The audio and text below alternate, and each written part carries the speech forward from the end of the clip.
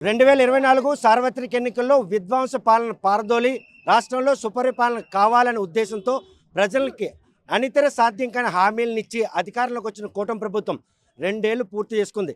కాకపోతే ఈ 2 ఏళ్లలో ఇచ్చిన హామీలు నెరవేర్చకుండా ఈరోజు వెన్నుపోటు ప్రజలకు చేసినటువంటి పరిస్థితిని తీసుకొచ్చింది.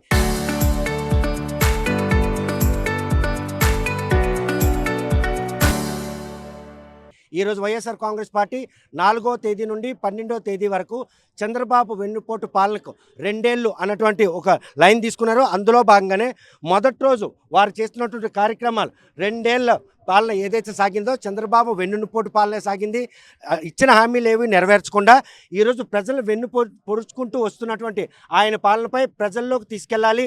ఆయన ఏ హామీలు ఇచ్చారు, హామీలు నెరవేర్చారా లేదా, హామీలు నెరవేర్చిన క్రమంలో బాధిత లబ్ధిదారులు పెరిగారా, వైఎస్ఆర్ కాంగ్రెస్ పార్టీలో సంక్షేమ పథకాలు పొందిన వారైనా లేక కొత్తగా ఎవరికైనా పథకాలు ఇచ్చారా, ఈ పరిణామాలన్నీ ప్రజాక్షేత్రంలో తీసుకెళ్ళడానికి వారు చేసినటువంటి ప్రయత్నంలో వారం రోజుల పాటు జరగబోయే ఈ నిరసన కార్యక్రమాలు తొలి రోజు మాత్రం మండలాలకు సంబంధించినటువంటి నాయకులందరూ కూడాను ఈరోజు వైఎస్ఆర్ విగ్రహం దగ్గరకు వచ్చి ఏవైతే 2 ఏళ్ల పాలనలో వెన్నుపోటు పొడిచారో వాటికి సంబంధించిన ప్రతులు కూడాను ఈరోజు చీల్చి వాళ్ళు మాత్రం నిరసన తెలియజేశారు. ప్రస్తుతం ఈ విషయంపై మనతో మాట్లాడడానికి ఆమదాలవలస నియోజకవర్గం వైఎస్ఆర్ పార్టీ సమన్వయకర్త చింతారావు గారు చూస్తే కనుక ఈ 2 ఏళ్ల పాలనపై వెన్నుపోటుని ఏ విధంగా ప్రజల్లో తీసుకెళ్ళనున్నారు, ఈ విషయంలో ప్రజలను భాగస్వామ్యం చేసేందుకు మీరు చేస్తున్న ప్రయత్నం ఫలిస్తుందని భావిస్తున్నారా?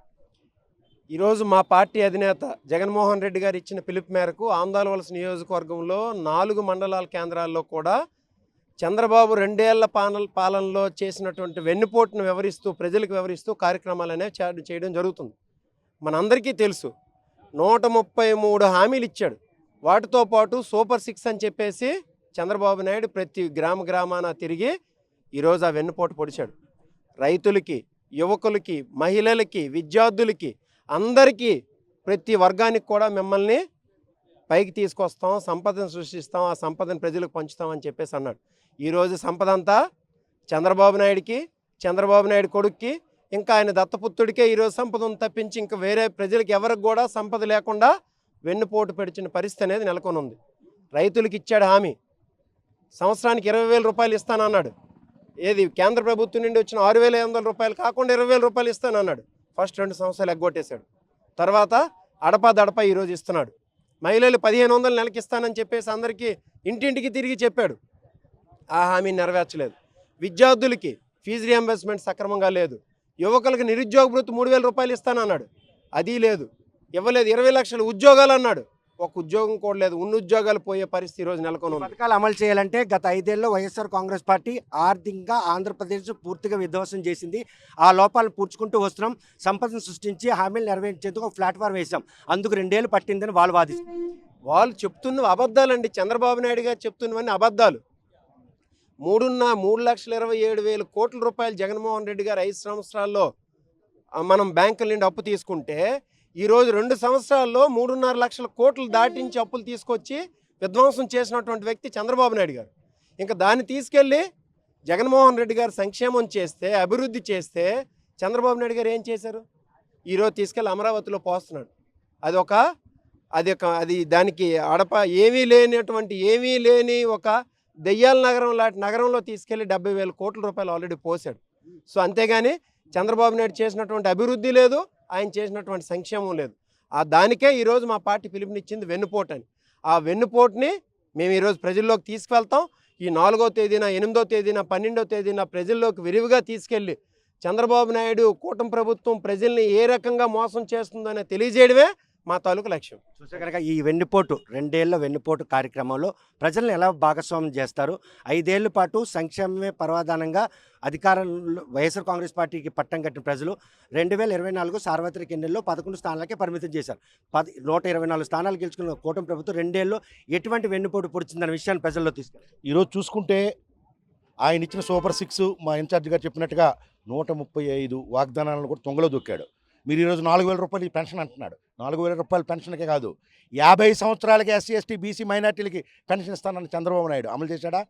రైతు భరోసా ప్రతి రైతుకి నేరుగా 20,000 రూపాయలు, కేంద్ర ప్రభుత్వం కాదు అని చెప్పి నేరుగా 20,000 ఇస్తానని చెప్పాడు, మోసం చేశాడు.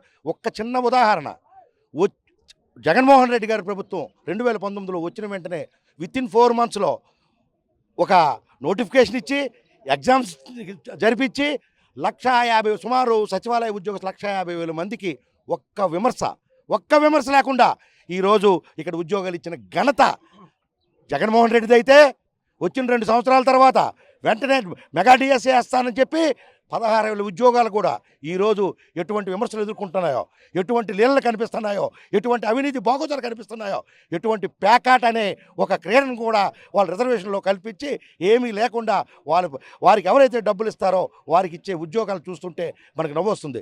ఎవరిది వెన్నుపోటు, ఎవరిది విధ్వంసకర పరిపాలన? ఈ చంద్రబాబు నాయుడిది వెన్నుపోటు పాలన, ఈ చంద్రబాబు నాయుడిది విధ్వంసకర పాలన. చూస్తే కనుక ఈ కార్యక్రమం సదుద్దేశం ఏంటి, ఎలా జనాల్లో ఏదైతే జగన్మోహన్ రెడ్డి గారు మాకు ఇచ్చిన ఆదేశాల మేరకు ఈ 2 ఏళ్ల పాలనలో చంద్రబాబు నాయుడు గారు ప్రజలకు ఏ విధంగా వెన్నుపోటు పొడిచారో ఆ కార్యక్రమంలో భాగంగా ఈరోజు ఆమదాలవలస హెడ్ క్వార్టర్లో ఆమదాలవలసలో కార్యక్రమం నిర్వహిస్తున్నాం. అలాగే 8వ తేదీ 12వ తేదీ కూడా ఈ కార్యక్రమం నిర్వహిస్తాం. అక్కడితో ఆకుండా ప్రజలకు కూడా వివరించడానికి స్వదాగా మేము ఆ కార్యక్రమం నిర్వహించుకుంటూ ప్రతి గ్రామంలో ఇంటింటికి చంద్రబాబు నాయుడు ఇచ్చిన మేనిఫెస్టోని తీసుకెళ్లి ఎంతవరకు అమలుపరిచారు, దానిలో ఆయన ఏ విధంగా ప్రజలకు పొడిచారు వివరిస్తాం. ఒక ఉదాహరణ ఏంటంటే ఇప్పటికొచ్చి 2 ఏళ్ళు పూర్తయినా ఒక్క ఫ్యాంక్షన్ 60 ఏళ్ళు నిండిన ఒక్క వృద్ధుడికి కూడా ఫ్యాంక్షన్ ఇవ్వలేని పరిస్థితి ఈ ప్రభుత్వంలో ఉంది. అంటే ప్రస్తుతం లబ్ధిదారులందరూ గత ప్రభుత్వ హయాంలో సంక్షేమానికి ఎంపికైన కొత్త ఎవరు కూడా లేరని, కొత్త ఎవరు కూడా లేరు.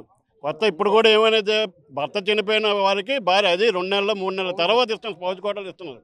కానీ జగన్మోహన్ రెడ్డి గారు ప్రతి 6 నెలలకి కంపల్సరీగా పెన్షన్ అనేది అమలు చేసేవారు, అది మేము పంచేవాళ్ళం కూడాను. కానీ ఈ ప్రభుత్వం వచ్చిన తర్వాత విధ్వంసమే తప్పితే ఎక్కడా కూడా అభివృద్ధి సంక్షేమం అనేది ప్రజలకైతే చేరువలో లేదు. చూస్తే కనుక ఈ కార్యక్రమం ఎలా జనంలోకి తీసుకెళ్ళబడుతుంది. ఈరోజు మండల స్థాయి నాయకులందరూ కూడాను ఈ నిరసన కార్యక్రమంలో పాల్గొన్నారు. 4, 8, 12 ఈ 3 కార్యక్రమాలు కూడాను జనంలో ఈరోజు మళ్ళీ జగన్ లైమ్లైట్లోకి వస్తారా, వైఎస్ఆర్ కాంగ్రెస్ పార్టీని హక్కును చేర్చుకునే పరిస్థితి ఈ 2 ఏళ్ళు ఎన్నుపోటు పాలనకు వస్తుందంట? తప్పకుండా 100కి 200% మళ్ళీ 2029లో జగన్మోహన్ రెడ్డి ఆంధ్రప్రదేశ్లో స్కీన్షిప్ చేసి మళ్ళా సీఎం అవడం ఖాయము. అలాగే పేద మధ్యతరగతి ప్రజలకు, అలాగే వృద్ధులకు, వికలాంగులకు, విద్యార్థులకు అందరూ కూడా మళ్ళీ ఒకేసారి రాష్ట్రంలో 1,30,00,30,000 పోస్టులు తీసిన ఘనత అది జగన్మోహన్ రెడ్డికే దక్కుతుంది. ఈయన వచ్చి ఏదో ఒక 4,000, 5,000 కానిస్టేబుల్ మొన్న డిఎస్సీ నిర్వహించాడు ఆయన ఆధ్వర్యంలో. అది కూడా పేపర్ లీకేజ్ చేసి ఆ నన్మాయిలకి ఒక్కో పోస్టు 40 నుంచి 50 లక్షలకు అమ్ముకుంటారని ఈరోజు అది కూడా జగన్మోహన్ రెడ్డి నిరూపణ చేయడానికి సిద్ధంగా ఉన్నాడు. అందువల్ల 100కి 200% మళ్ళీ జగన్మోహన్ రెడ్డి 2029లో రీబ్యాక్ అయ్యి మళ్ళీ ఆంధ్రప్రదేశ్ని స్వర్ణ ఆంధ్రప్రదేశ్గా మార్చడానికి తను కృషి చేస్తాడు. దానికి మా అందరం కూడా ఈ 3 సంవత్సరాలు శక్తి ఉంచి లేకుండా అహర్నిశలు శ్రమిస్తూ ఇక్కడ మన ఆమదాలవలసకి సింతాడు రవికుమార్ గారిని ఎమ్మెల్యేగా ఎన్నుకోవడానికి మా శాయశక్తిలో కృషి చేస్తామని ఇందు మూలంగా తెలియజేస్తున్నాం. Thank you. చంద్రబాబు నాయుడు 2 ఏళ్ల వెన్నుపోటు పాలనపై మాత్రం వైఎస్ఆర్ కాంగ్రెస్ పార్టీ తీసుకున్నటువంటి ఈ కార్యక్రమం ఉందో ఆ కార్యక్రమం ప్రజలను భాగస్వామ్యం చేస్తారు. ఏదైతే రాష్ట్రంలో విధ్వంస పాలన పారదోలాలనే నినాదంతో అధికారంలోకి వచ్చినటువంటి కూటమి ప్రభుత్వం 2 ఏళ్ళు కావస్తా ఉంది. ఈ 2 ఏళ్లలో సంక్షేమ పథకాలు అమలు చేయడంలో కానీ ఏవి కూడాను చేయకుండా దగా చేస్తూ వస్తూ వెన్నుపోటు పడుతున్నారు. ఈ కార్యక్రమాన్ని గ్రామీణ స్థాయిలో ప్రతి ఒక్కరికి తెలియజేసే విధంగా వైఎస్ఆర్ కాంగ్రెస్ పార్టీ ఈ 3 రోజుల పాటు ఈ కార్యక్రమాలు నిర్వహించనుంది. ఈ నిరసన కార్యక్రమాలకు మాత్రం ప్రజలను అవగాహన పరుస్తారు. ఈ సంక్షేమాన్ని సంపదను సృష్టిస్తామని చెబుతున్నటువంటి చంద్రబాబు నాయుడు తల వైఖరి మాత్రం ప్రజల్లో తీసుకెళ్లేందుకు వీరు చేస్తున్న ప్రయత్నం ఏ మేరకు సత్ఫలితాలు ఇస్తాయా లేదన్న విషయం వేచి చూడాల్సిందే. వీడియో జర్నలిస్ట్ రామకృష్ణతో సత్యం, RTV శ్రీకాకుళం.